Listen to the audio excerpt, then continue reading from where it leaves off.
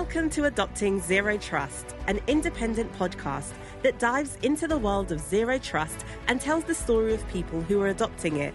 Throughout our series, we'll investigate why zero trust is becoming a critical concept for cybersecurity. Our hosts, Elliot Volkman and Neil Dennis, will have transparent and open conversations with the people driving modern security approaches forward, while leaving vendor hype behind.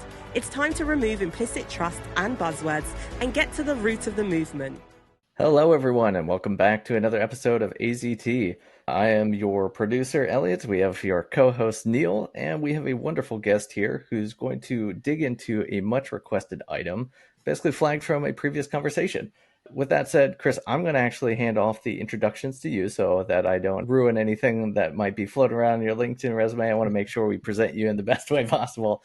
But Chris, why don't you tell us a little bit about yourself and Core BTS? Yeah, I'm Chris Reinhold. I'm a director of innovation at Core BTS. And to look at what I do within the organization, you really have to think about, I work with a lot of our clients, and my goal is really to pull technologies together from both the Microsoft and Cisco stacks to address clients, specifically more security related to challenges. So I get involved with, like I said, from the Cisco networking, talking to our networking team, talking to our Microsoft security team, even working with our team that does network penetration and also governance, risk, and compliance. So pulling all those things together in projects, work with our clients to understand the requirements, and then pulling those into our projects and building a project for them is really my focus.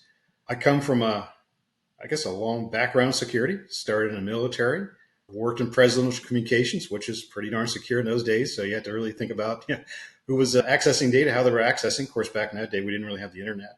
But then I joined Microsoft, spent 17 years at Microsoft, and most of my time at Microsoft was in the various areas of security, whether it's consulting with Microsoft clients or actually working with Microsoft security technologies and helping clients understand how those technologies apply to them.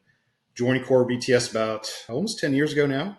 And again, just been really focused around the security area. Very cool. So I think one of the questions I'm just going to throw out there, and it's kind of like the root of some of the issues that we usually focus on for the show, is the buzziness and definition of zero trust. So we'll dig into what you feel zero trust means a little bit later on, I'm sure. But yeah. I think because you are working between the private and public sectors, I'd love just some general insight, and maybe this does breach down to the definition, but where do you feel like the term lands? So in previous conversations that Neil and I have had with folks, government side, super clear that with mandates and some of the items coming down in the next couple of years, zero trust is top of mind, totally fair game to use that term. Private enterprise organizations, maybe not so much, but I love just insight from your side as far as terminology goes and what seems to work best as far as that. So from a zero trust perspective, we ask, what does that mean? I think there's a lot of information out there and clients don't understand what zero trust is. Some clients almost get the feeling they're looking for a certification. Can I get zero trust certified? Well, not really, right? And so the way I kind of break it down to clients, and it's not often often that I go into a client and we talk about zero trust and they really don't get the idea, right? And the way I kind of explain to them is, consider I'm taking over your Azure Directory environment. I have now locked it down. You've got to tell me what access you need in your environment. I go, wait a minute, how do I get access to it? Well, let's talk about that, right? And I kind of start leading that. So, okay, first thing you probably need is a global administrator, right? How are you going to let the global administrator? How do you know that person, who that person is? What systems should they be using? So I start that conversation that way. One thing I do start talking about very quickly is expand that out to different areas of the zero trust pillars. I call them the pillars, right? It's identity, it's workstations, it's networks, and so forth. And really trying to bring that together for them, because what I find with clients today is they'll focus on one area. They don't really think about, well, there's identity, then there's workstations. How do I bring those together? And I think that's the key with zero trust, is that you're taking an approach that I'm going to basically assume my environment's compromised. How do I start minimizing the impact? And you got to really bring those different pillars together to really put that solution in place for the client. So that's been one of the challenges, is really getting the client to think about that, right? And that's why I kind of go into that first conversation with a client and say, you have no access to your environment. What do you want? And taking them from there, but then also bringing those other pillars, which a lot of times you'll get a client that gets focused on maybe just the workstation side or just the identity side. They don't think about their networks or what apps they're accessing, or more importantly, is what data is out there and what are the rules around accessing that data. So A lot of clients don't kind of get into that until you start expanding that concept out to them to really get what zero trust is. Excellent. Yeah, I think that makes a great deal of sense. And I'll say, I think one of the core pieces of messaging around zero trust is something that you've flagged, and I don't think we've actually come across this on conversations with previous episodes, which is kind of weird. But you had mentioned that you should go into the notion that your network is or may be compromised.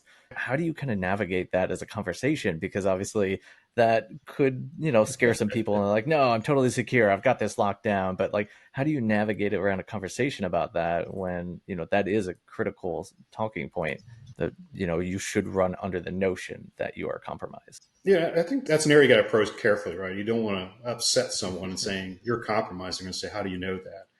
It is with a concept that most organizations today, and it's changing though, really think about security from their internal network. They were able to put firewalls up in place, block the traffic. They had the key cards at the front door. Now they're participating in this new cloud-centric environment.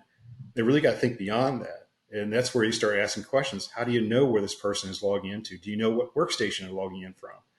And if they come back and say, well, we really don't know, we don't have a good way of defining that, that's where you say, well, how do I trust that workstation, right? That could be a compromised workstation. And you start your conversation that way. I don't necessarily go in and say your environment's compromised and then work from there. It usually I would say stops the conversation pretty quickly.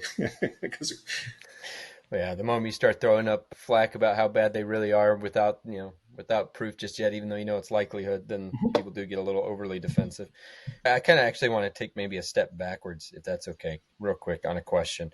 So I try to keep copious notes now. I'm learning my lessons on how to be a good orator here and write stuff down so I can come back to it and actually pay attention during the meantime. That being said, you kick this off really straightforward with people look for certs. Or people look for something to rubber stamp and say, I am this, right? Right. So I want to just quick anecdote and then the question. I was at Space ISAC conference last week, their Value Space Summit, and DHS was presenting, and that question came up, literally. Do you think, or someone asked, is there a cert for zero trust? And if not, then we think that will happen. So throw that question back out to you a little bit. I know what my personal response is, but out of curiosity, given where things are going, do you think there will not necessarily rubber stamp to say congratulations, you're done, because I don't think you're ever done, but necessarily a third-party entity that meets government standards to help you provide and understand what that actually is as a standardization? Do you think that's a plausible outcome sometime? I think at some point in time there might be a good audit, right? Are you following good practices around zero trust? And the way reason I don't think there will be, I go in your environment, I check to make sure you have the right switches in place, is that each of those switches might be different for different clients based on scenarios.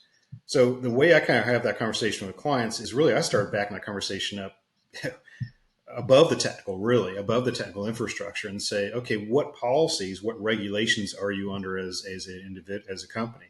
That could be your HIPAA regulations. It could be GDPR. It could be CMMC type of guidance or regulations you're under as an organization. So my next step with the client says, okay, where's your organizational governance policies? How are you taking those regulations you're supposed to follow and taking those and operationalizing with the organization? So do you have a policy out there that says, as an example, here's my MFA policy. Here's where it applies. Here's where it doesn't apply, right? Do your end users know about it? Are they trained about it? Do they understand it? Does your IT team understand it, right?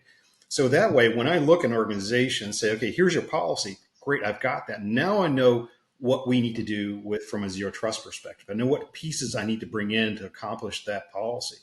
And I think that's where we're going to see the certification or approval, or where we want to call it, kind of start focusing on, right? What are you under? Because each organization is different, right? You might be a government organization, but you're dealing with healthcare information. You might be dealing with drawings for the next weapon system, and maybe in the government perspective, you're dealing with DoD, right? It's all about how you take those policies, transform them into the organizational policies, and then as technical individuals, we'll come in and say, okay, how do we transform those organizational policies into a framework that applies those to a technical side of it? There might be also at some point in time, we're actually investigating this within our organization, is do we do some sort of network and physical assessment with that client, right? Now that we got it in, how do we know we got everything fitting in place right? Did we miss anything as part of it? Or, a lot of organizations we go into as a consulting organization, we're kind of dropped in the middle. We really don't know the infrastructure, right? So how do you validate that?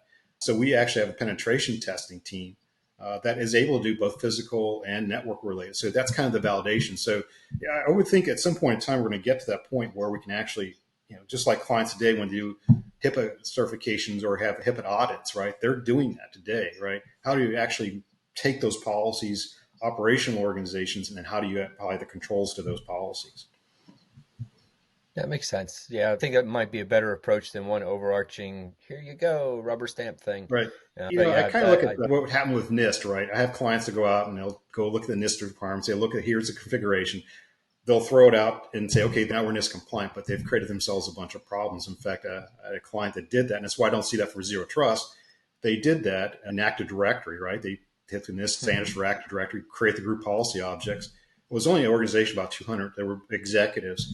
Out of 200 people, they had 280 group policies because they had all these exceptions, right? And I said at that point in time, you don't have group policies anymore. You got individual policies for users. Yeah, and I think that's where it's important, right? To make those decisions and make sure the organization is aligned with those policies, right? To me, there's been times I've gone into organizations and said, yeah, based on Microsoft recommendations and our approach in this particular industry, here's what I recommend from policy perspective in Active Directory or Azure Directory.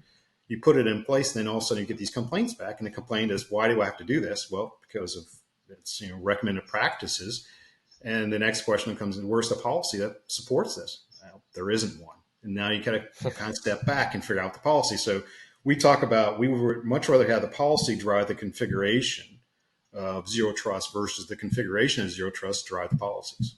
That makes a lot of sense. No, it's a good take for sure.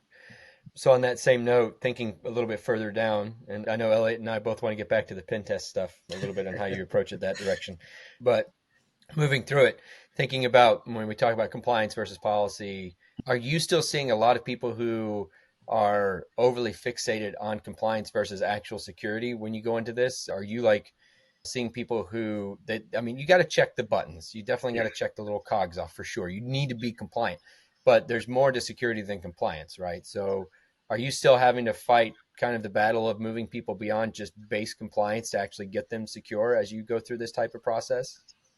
Yeah, I would say in a couple of ways that shows up. Either they don't have the right policies in place, right? We don't have the good compliance policies that can make the decisions. The other one we run into is their policies they have in place are old, and they don't support the new technologies within the Microsoft. I'll just use the Microsoft framework, right? We can use different tools today, but if their policies don't allow us to use those, we're kind of stuck. So we often will do a review of their policies and make sure that your policies will allow us to leverage those new technologies to support the Zero Trust framework. So that's one thing I do see today is that type of situation. So for a good example, right? We've been getting a lot of calls here recently around cybersecurity insurance. And as part of that, they're saying, we need multi-factor authentication. And I go and talk to the client, what does that mean? Well, we need multi-factor. And what they're asking for is strong authentication. Can I use other methods that may not need a traditional multi-factor? I don't have to put a PIN code in or respond to a multi-factor verification request. Maybe I can use FIDO2. Maybe I can use biometrics. The problem is, the policies that they're given or guidance they're given by that cybersecurity insurance company don't allow that. It's where I have to have this conversation. We need to go back and say, these are actually better authentication methods. So that's a great example where we see that's where I kind of bring up the policies are lagging the technology I can bring to bear to solve these situations. I love that. And I think that's a great example. You go out and you will have an app on your phone and you will do some kind of 2FA, not even MFA in the true sense, right, but just basic 2FA tokenized auth. And then I always like to bring up distributed ledger and other weird things along the blockchain. I'm like, you realize if we were to go this route, the insurance company probably never have to pay you because this is actually secure, or at least for the time being. No, that's a really good point. Awesome. So when you come into stuff like that, and we think about the MFA piece, we think about the policy pieces, and someone's got all that in place. What is your kind of first step then to like you getting into the actual assessment and basically obliterating them and showing them that they really haven't done what they think they've done in a nice, polite manner? So, we talked about policy procedure, having those discussions. I think those are important. But when you start to actually get into the network and things like that, what is it that you're really like in the system really starting to try to probably look at least? It's a couple of different things, right? We kind of break it down within our team. We'll have a team of experts to take a look at certain parts of it and make sure that those systems are in place and we're following those policies. So for identity perspective, we'll sit down with them and understand how you're managing the identity. That's the area I get quite involved with our clients, is understanding how secure is that identity? How you maintain that identity? A lot of people think that, hey, I just put multi-factor on an identity in Azure Active Directory, I'm fine. We step it back even further than that. We'll go look and say, how's the Active Directory set up? How you maintain that? Because that's a source of identity for Azure Directory. And we even go back beyond that and say, okay, how do you know that person was hired yesterday? How do you know that their title has changed? So it's really evaluating kind of the end to end to make sure we've got good processes in place. We do the same thing, workstations. How do you build those workstations? How do you validate that image or validate that initial build? How do you maintain that image as you move forward? Because as part of Zero Trust, you're making decisions on, is this device or identity compliant? Can I trust this identity? If I can't go back to the source, let's put it that way, and validate from the source up that, that everything is compliant, it fits the model, fits the process and the requirements of the organization, you really can't say we've got Zero Trust. So we do tend to step back with our experts into, where do we start establishing trust? Where does that really need to come from, and make sure that's in place?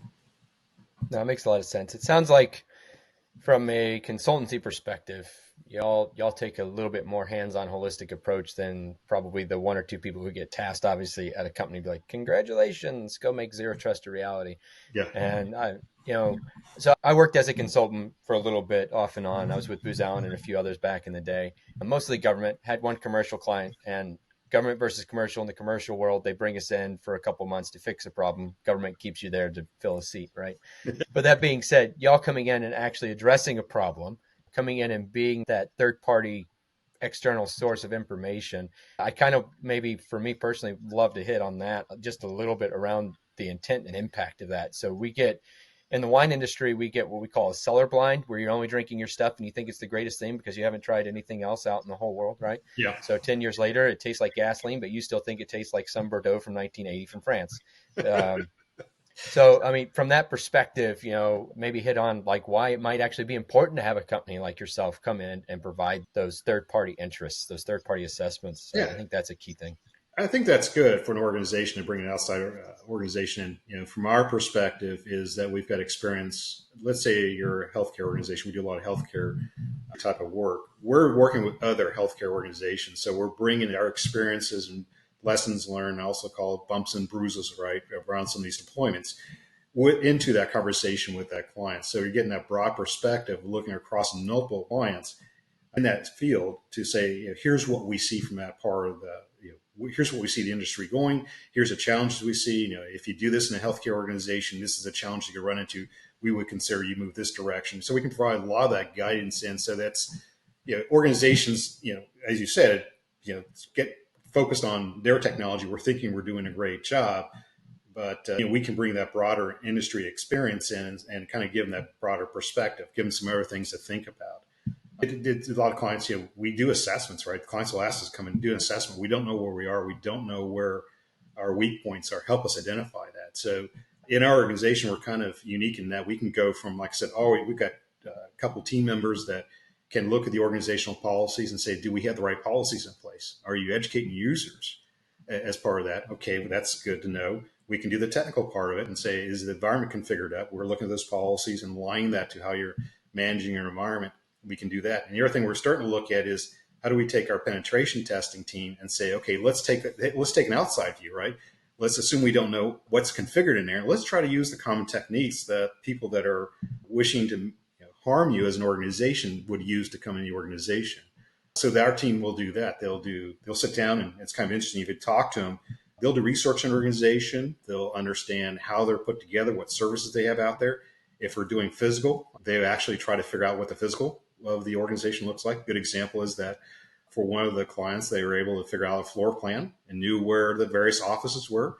And so they'll try to do that, because if you look at Zero Trust, we don't talk about the building, but if I can't trust the building that I got my people in, that's a bit of a challenge. So I think that's where we're providing a lot of value to our clients, is that we can take different views of that compliance and what it means to make sure everything is starting to line up with the organization. We're taking also that outside kind of I don't know what's in there, but I'm going to try to figure out how to get into it, right? That type perspective. So I'm going to unpack this one. I love this. One of the very first things I did after getting off of active duty, I went very part-time, worked for a Tiger team back in the early, like 2006, 7, 8 timeframe. So we did full throttle, like you're talking about, physical and digital stuff. I think it's very important to highlight the aspects of what a physical assessment goes into play with the digital assessment.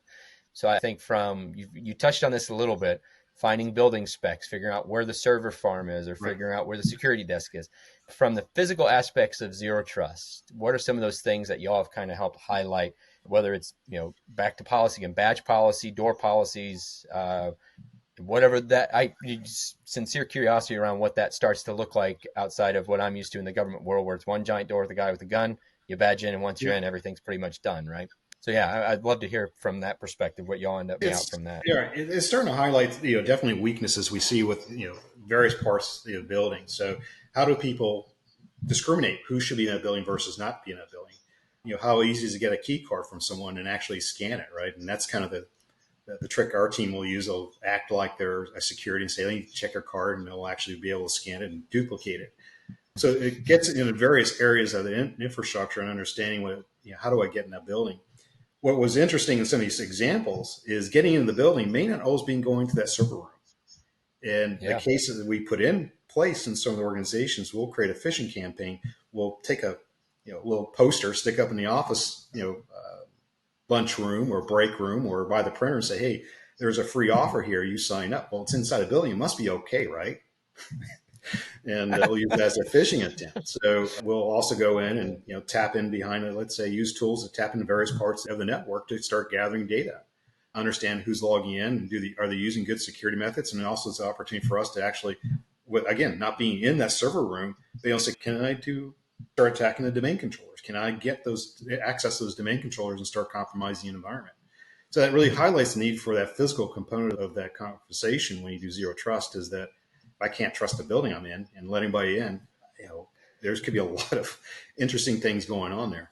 Yeah, I know we like to say a lot, physical access trumps anything else at the end of the day. No, that's good. I love the poster idea. That's honestly not one I've thought of. I've done some other weird stuff, but I've never thought about it as simple as putting a poster up with the website. It was surprising how effective that was. And within a very short period of time, they had some credentials they could do some work with. Let's put it that way. It didn't take much. I'm going to do that one next time if I ever get back into that. No, thank you. That's good stuff. So, I mean, it all makes sense. So I think for the sake of what Ellie and I have done on the show before, we've never really talked about the physical aspect. We never really talked about blatant assessments post implementation or figuring out where you need to go during an implementation. So that's why this is a fun chat. We've talked about people who have built things, but they've never necessarily had to really worry about someone like yourself coming in and ripping them asunder post implementation even. So that's cool. So thank you for that. The physical aspects are very near and dear to my heart because I was the guy that used to have to go into the building and get thrown out by security. I was usually the guy that had to defend against you guys. So on the military base. You might have, I mean, I know you were in the 90s and I was doing this in the mid 2000s, but someone like you probably handcuffed me, put me back into a SP car at one point in time, a few times, but yeah, we would do that. We'd have, probably familiar, we would have people try to penetrate the base on purpose. And we would try to figure out where they are and take care of it. Yeah. So. Yeah. Good response times at some places, Air Force could be a little slower at bigger bases, but never had to worry about the Navy guys, man. They seem to only just do nothing but walk the fence line all day. But on that note, so thinking about this a little bit more, I don't know why they were always a little quicker to respond. They had bigger facilities to protect, but there's usually like half of the manning at the Air Force facility. Maybe it's because the Air Force had better lunches and they were usually in the the mess hall, nicer bases, definitely. Yeah, we won't get into that conversation. No. That being said, so coming back to the pen test side of the house, so you do physical, you mix the fun stuff with the digital, you do the phishing aspects, both once again paper and online. I love that. That's good stuff. And then when you come back into this, moving from the physical to digital aspects again, you're doing these assessments. Out of mild curiosity, I know engagements can vary. It's all based off of what they're paying you for and what kind of engagement they want.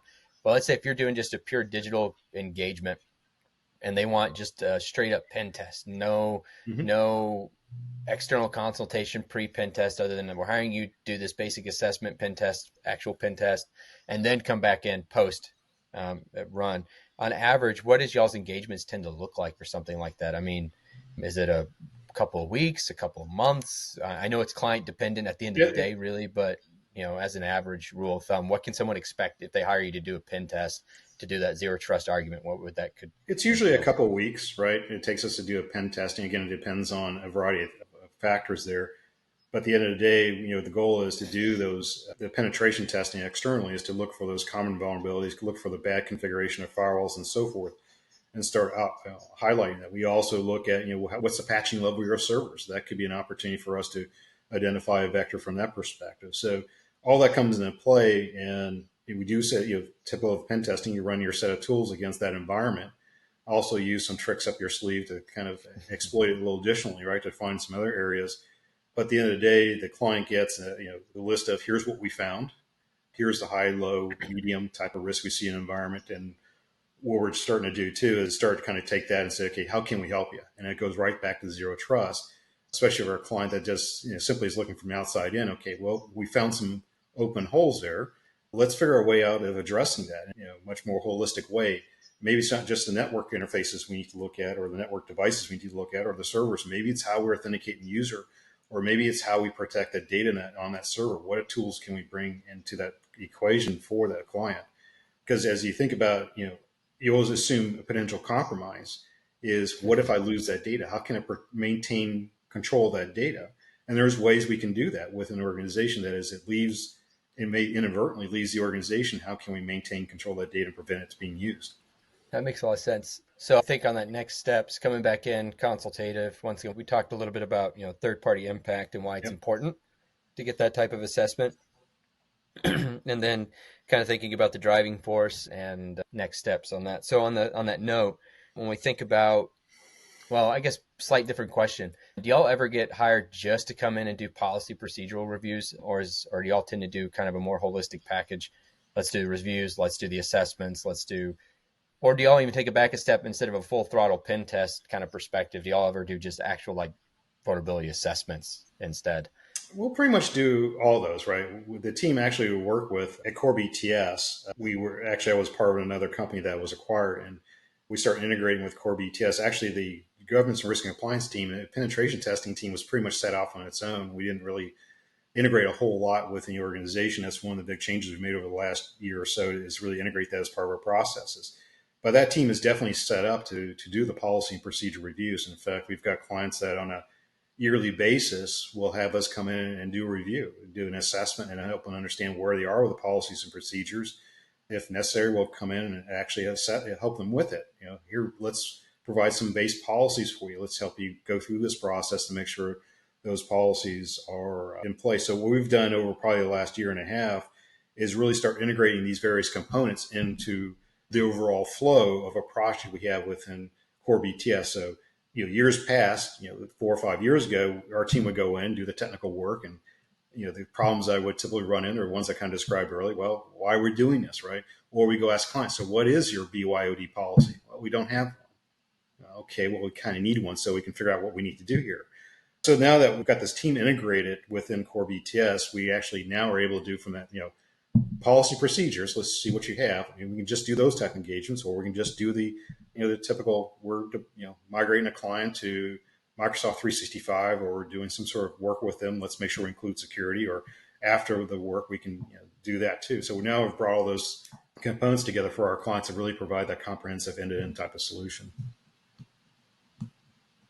And our organization, what's interesting about it is, from a technology perspective, is that we get involved from, as I've talked about, network infrastructure. We'll get involved with the data, how the data is being managed. We even do application development within Core BTS. So even our team, when we do application development, we're helping that team understand how do you integrate some of those core zero trust principles into your development of technology. Or when we deploy that technology within a cloud environment like Azure or other services similar to that, how do we make sure that infrastructure is ready to support that environment? A lot of it's based on zero trust principles. Yeah, definitely. So thinking some more on this a little bit, and then maybe I'll let Elliot finally say some things here. Yeah. I know he's still got some questions to go through that I'd love to hear. Kind of thinking about the totality of this then, would you agree that when you go down any security rabbit hole, not just zero trust as a whole, but in general, that it is very important to set up a recurring thematic within the company to assess and reevaluate those policies and procedures you put into play. Yeah. There's so many things that changes, right? The policies could change. We see constant updates to the regulations that are out there, like HIPAA or GDPR. So you need to evaluate that. But one of the things that, from just a technology perspective, and I deal with a lot of the Microsoft technology, there's been a number of times I've looked back at projects I've done in the past and say, well, gee, there's this new capability from Microsoft. If I had that capability, I've been able to either enable new scenarios or improve that scenario for the end user. Because ultimately what we try to do is make sure that at the end of the day, with zero trust, there's definitely a security side of it, but you also have to consider you got to enable the business. That's the real purpose of IT, is to enable the business to take on new opportunities, be competitive. So you're always looking, how can I make this situation better for the end user? Make it much more friendlier for them, right? So they're not seeing all these barriers and trying to work around them. We're actually working with those end users and help them understand, here's the technology, here's how we can improve your environment, make it easier for you. So that's actually a critical part of a lot of our interactions with our clients is that constant conversation around, how's this affecting end users? How do we educate the end users so they're part of the equation, not just something that they have to deal with? A lot of IT people, tend to want to put the technology and not really think about the end users, unfortunately.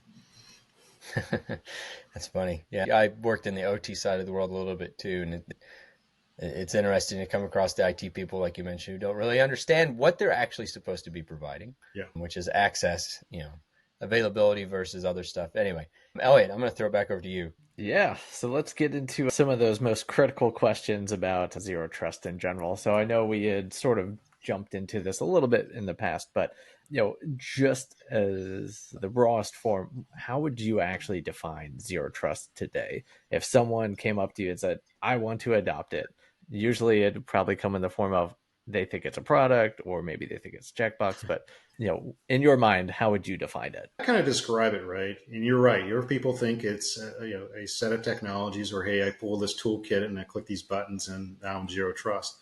I kind of really describe to clients I work with, it's a way of thinking, right? It's a way of thinking about your environment. And it's really saying, what scenarios am I willing to support for people to access services that I'm providing with the organization? How do I verify that is the scenario that I'm going to allow? And how do I make sure that, if there's something that changes as part of that scenario, I can immediately identify that and remediate that issue. So I really think about it as, how do I think about zero trust, right? It's all about, as I kind of mentioned at first, is really understanding what you're trying to do with the service you're providing, identifying the scenarios and make sure those scenarios are secure. And that's why a lot of clients, it's kind of interesting. Clients will come like, well, we're not ready for zero trust. We're not ready for the certification. Like, don't worry about it. It's a way you think about it, right? And that's how we think as our team goes out and works with our clients. It's not something we kind of do a tagline and say, we're going to implement zero trust. It's just the way our team thinks about when we work with our clients, how we approach security. Yeah, I think that's a wonderful way to approach it. I think there's just a lot of ingrained notions that come along with our space where, obviously cloud, that's very much a product-driven concept. If you're looking at SOAR or automation, a lot of these kind of buzzy terms are relevant to some sort of piece of technology, or maybe it could be like a process thing. But yeah, it absolutely is just ingrained in our industry where if we are using a new term, it is either some sort of process or technology based thing, and there's not a whole lot in between. So I think for Neil and I in particular, that's why we've kind of dug into this and why there's so many different flavors for every single group or person that we chat with. It just it's going to change, and I think that actually is fine. I don't think that we need like a proper unified definition of what this looks like, as long as people start to navigate away that this is not about technology. It's about building a baseline from zero or something to that extent. Well, I think Chris made a good mention at the beginning of this when I talked about certifications versus not, right, and data standards. Chris, you mentioned in a roundabout way that at the end of the day, it should be incumbent upon the industry vertical that you're trying to be compliant with and secure within to kind of help define and shape what it means to be zero trust within like the healthcare industry or the financial services. Because what thresholds that a customer is willing to put up with in a banking environment is not the same as what one might be willing to put up with when they go get their medical records to take to a doctor, right? Different thresholds of experience and expectation. So kind of thinking about the roundabout way of, you go to a conference right now, and to Elliot's point, there's zero trust over everything, right? So I think it's incumbent upon us to help people understand that, just because blank company says zero trust, what they really mean is they're doing the same thing with new names.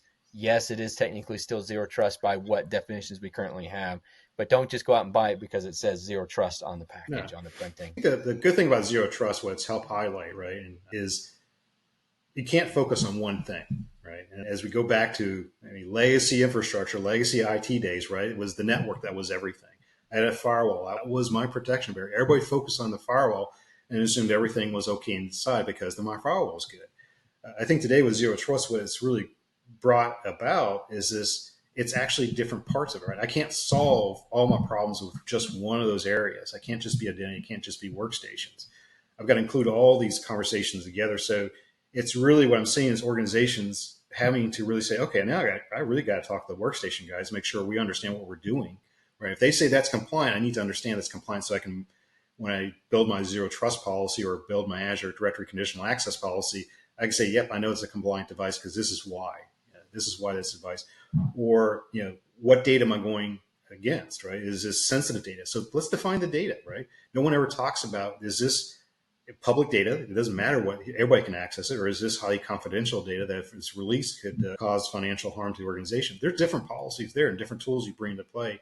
And I think that's where I've seen zero trust really aid us in that conversation is, all these, even though you go and everybody's got kind of different variation, what's kind of common is they're talking about different areas, bringing those areas together to bring that cohesive solution together versus the workstation guys do their own thing and they go apply the NIST principles and so forth. We're done, we don't have to talk to the identity guys. Well, that's only part of the equation. Absolutely agree with that one. So I think if we're looking at bridging from definitions and kind of splitting with our different flavors, I'm curious on your side of the house. So no one just kind of understands zero trust. Obviously, there's a lot of critical resources out there, NIST, but how do you wrap your head around that? Because obviously you're being, brought into the equation for how do we bring this to an organization multiple times. But how do you wrap your head around what zero trust is, and then how do you convey that back out to people? It can be as simple as just resources that you kind of get started with. Yeah, that's where our governance and risk and compliance team comes in very helpful, right? They help us understand what's important, what needs to be in place, because part of their function is also looking at the security methodologies they're implementing. Are they implementing NIST? Are they implementing other frameworks? And how do we bring that together in part of that conversation? Our team members are very familiar with the various those frameworks, so they understand what's in those frameworks and definitely have conversations around that. But that really helps us align the organization, why we're doing this and applying the right principles in the right places. So that's, I would say that goes back to the reason why we're starting to bring the GRC team in more often is to really help us define and make sure we're focusing on the right thing, because those policies, those regulations, those frameworks change all the time. So it's, I don't sit there, unfortunately, read them all day long. And, it's my favorite thing to do on a nice Saturday night, sit down by the fire and read a compliance policy. But this team is involved with it. Plus they're seeing, again, from their perspective, they're seeing across industry too. So if a hospital organization is implementing certain policies, they know that, hey, we need to look at this at other organizations, make sure we see alignment through all those. Yeah, I'll be honest, I don't think that many people that we've had conversations with have really aligned around the compliance aspects of this. So I work in that world right now, so I totally understand that is just like baseline materials for organizations. So it's kind of interesting that it's just not like a repetitive concept that comes up. And I think a lot of clients do too, right? And the word I hate to hear, right, when I go into a client, well, just do what's best practices. And I said, first of all, let's establish there is no best practices. I have recommendations, and it's based on your organization, how you need to apply those policies in your organization, how you manage the requirements around those regulations and policies you're supposed to follow. That is what I'm going to be helping you with, right? It's not, I got my toolkit, here's my PowerShell script, and I come in and 2 seconds, I've got you zero trust because that's what's best for you. There is no best practice, and that's something even internally with Core BTS, we've started removing that term. We don't do best practices. We do what's recommended for you in your industry. Amen to that. I ain't got much else to add to that statement. That's awesome. No, I mean, I think that's what everyone's hoping eventually will be tied to the next, cybersecurity related buzzword is it'll be that silver bullet. But I mean, anyone that's ever spent, 5 minutes in this space, there's no such thing as that silver bullet. There's no magical solution that you can No. just follow the rails and it'll solve all of your issues.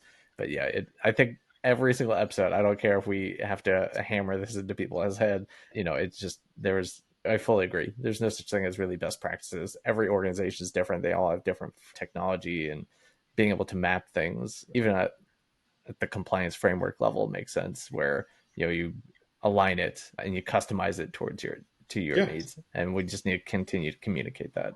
I think the other thing the organizations don't take in consideration, the best practices, the other thing I always have to kind of dive into is exceptions, right? There's always going to be exceptions. So plan for it.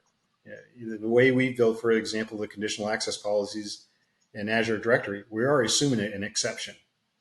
So let's build it in. So as long as you get a process to request an exception, manage that exception, then the system should be able to respond to that exception. What you don't want to have is the exception becomes the norm. And that's where we try to work not to get to that point. But I think that's what also challenges people when it comes to zero trust is it's got to be zero trust. I can't do anything. It's got to be this hard cover, right? I put around. There's no way to, well, I need to do this for business purposes. So what's the exception process around that? Yeah, I think that's the hard part, right? You're trying to build these policies and procedures, these workflows to be zero trust. But in all fairness, at the end of the day, there's always more than likely, at least on a current tech stack, going to be at least a few things that are going to have exceptions to that capability. Yeah. And they're going to require that other additional layer of monitoring within the team to make sure that everything's good to go. I mean, you can't go and tell the CEO that, he's got to use 8 different ways to log in now, and that he can only log in from this laptop between the hours of 8 and 5. And God forbid the man gets on a plane to go to Singapore for a conference. And then you tell him, nope, sorry, you're completely geo-bound. Good luck. Stuff like that. Yeah. Yeah. Always exceptions, unfortunately, to every security implementation, no matter what you do. There are definitely ways to minimize that impact. With zero trust, and obviously there is a technology component, especially because we're seeing a lot of startups rally around concepts. So be it zero trust network access or something to that degree. What are your thoughts on the necessity that comes along with integrations into existing tools and whatnot? I feel like that is an area that seems to hang out on the side, where we're seeing a lot of really cool concepts come out of startups, and a lot of VC dollars are fueling that. But where is your head as far as necessary integrations, and how important an organization should, I guess, look at tools that have those kind of integrations? As far as integration, so you're looking at integration with other tool sets, right? As what I'm kind of gathering here. Or, yeah, exactly. So it can be any of the primary stuff that you use now. So Cisco, Microsoft. It's important to have that integration in place. And that's why I kind of talked about, a lot of times organizations, they take a look at that tool and, they're taking only a look at part of their environment. That's why I kind of talk about, we still have to deal with on-premises. A lot of people think about zero trust. They're thinking about the cloud. That's why in our organization, we take a look at, well, what are you doing on premises, right? How do we start integrating those tools with on premises? Can we provide additional information that helps us make decisions? So we do look for solutions that help us kind of address all those frameworks, or all those areas, I should say, of a solution, and make sure that we're not leaving something that's not being monitored, is the best way to describe it, but not being part of that zero trust equation. As an example today, when we go and do Active Directory work, Active Directory is kind of where everything starts. We work with clients to deploy the Microsoft tools that are able to identify potential threats in that Active Directory, because you see a lot of things in Azure, you see a lot of events, you see a lot of technology there, but if I'm not understanding what's going on with my Active Directory, that can be an open area that allows a person that's malicious in nature, or maybe even accidental, to create a lot of damage within the organization. So when I look at tool sets there, I try to look at, is it addressing all those areas? Are we missing any areas? And what are tools maybe we need to bring into that conversation with the client to make sure that we do have a good coverage of all those areas, so we understand what can we trust is really what you get down to zero trust. I got to trust it. All right. So you start with this idea too. I don't trust anything. So how do I start establishing trust? And it's like, okay, do I trust my HR team to hire a person correctly? Well, hopefully, yes. Can I trust the data out of the HR system? Well, that goes to my Active Directory, and then you kind of go down the road there. Just start establishing that kind of chain of trust. Wow. I wish I asked that earlier because I guess the aspects of third-party vendor management and security reviews is always a fun can of worms to crack open. Yeah, But with that said, I think we'll save that for another episode. But good. that's quite all right. So we got to with get that being Chris said, back. yeah, exactly. Yeah. So with that being said, Chris, absolutely thrilled that you were able to join and share some of your expertise here. So I think we're getting to wrap up this episode. So thank you so much for bringing some visibility into what you all are doing at Core BTS and just kind of some of these other aspects that Neil and I have been kind of wondering about, everything from on-prem aspects of Zero Trust to pen testing. So you have finally checked some of those boxes for us. Thank you. Thank you for All right, having Chris. me. Appreciate your time. Like I said, this was a great conversation. So thank you. And hopefully Ellie can find time to have you back again. I mean, we all know Elliott's the brains behind the operation, so let's get straight to that one. But yeah, hopefully we can get you back again. Or maybe, Elliott, this might be a good preface for us to finally do like a legit panel of some sort, like an extended like hour and a half panel chat. I like this format, but whatever. Yeah. That'd be fun. I'd love to have Chris back on that if we get to there. So yeah, I think we can set up a format that's a little less interrogation style. Compare and contrast approaches. Yeah. Yeah, perfect. Yeah. All Awesome. right. Well, Chris, thank you so much. Thank you. Thank you for joining AZT, an independent series. Your hosts have been Elliott Volkman and Neil Dennis. To learn more about Zero Trust, go to adoptingzerotrust.com, subscribe to our newsletter, or join our Slack community. Viewpoints expressed during the show do not reflect the brands, employers, or companies of our hosts, guests, or potential sponsors.